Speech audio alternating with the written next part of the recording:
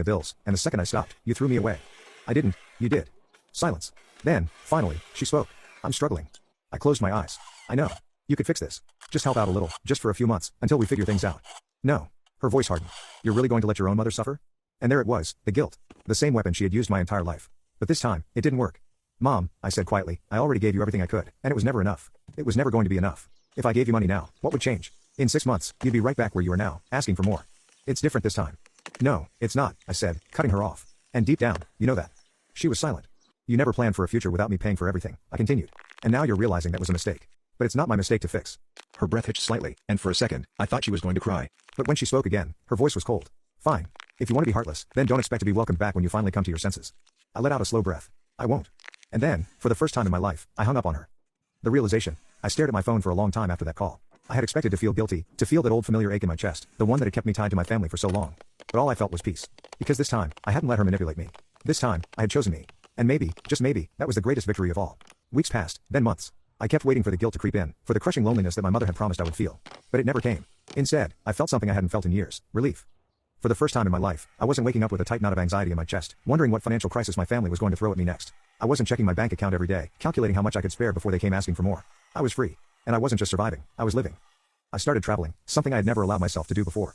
I went to Italy, sat at a small cafe in Rome, and let the sun warm my skin. I took a weekend trip to the mountains, hiked through trails I never thought I'd have the time or money for. I decorated my apartment, turning it into a home that finally reflected me, not a life sacrifice for others. I went out with friends, laughed until my stomach hurt, and didn't have to justify spending money on myself. And the best part? I didn't have to explain myself to anyone. No one was watching my every move, judging me for what I did or didn't do for them. No one was keeping a mental tally of what I owed them. I was done being my family's human bank account, and it was the best decision I had ever made. The unexpected apology. One evening, as I was sitting on my balcony sipping a glass of wine, my phone buzzed. I glanced at the screen. Mark. I almost didn't answer. Almost. Curiosity got the better of me, and I swiped to accept the call. Hey, he said, his voice quieter than I'd ever heard it. Hey, I replied. There was a long pause, then finally, I screwed up. I blinked. Come again? He let out a heavy sigh. I should have had your back that night at the family dinner when Mom humiliated you. I didn't say anything. I stayed silent, letting him talk. I guess I thought you'd always be there, that no matter how much crap we threw at you, you'd still take care of things. And then, when you left, I had to step up. And I realized just how much you were doing. Another pause, then, I'm sorry. I exhaled slowly, gripping my wine glass a little tighter. What changed? I finally asked. Mark let out a dry chuckle. Mom did. What do you mean? She's still trying to play the victim, he admitted. Still telling everyone that you abandoned her.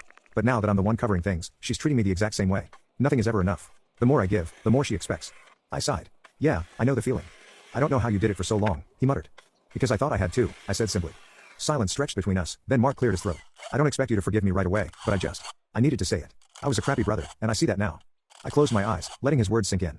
I wasn't sure if I was ready to forgive him, but for the first time in years, he wasn't demanding something from me. He wasn't trying to guilt me or manipulate me.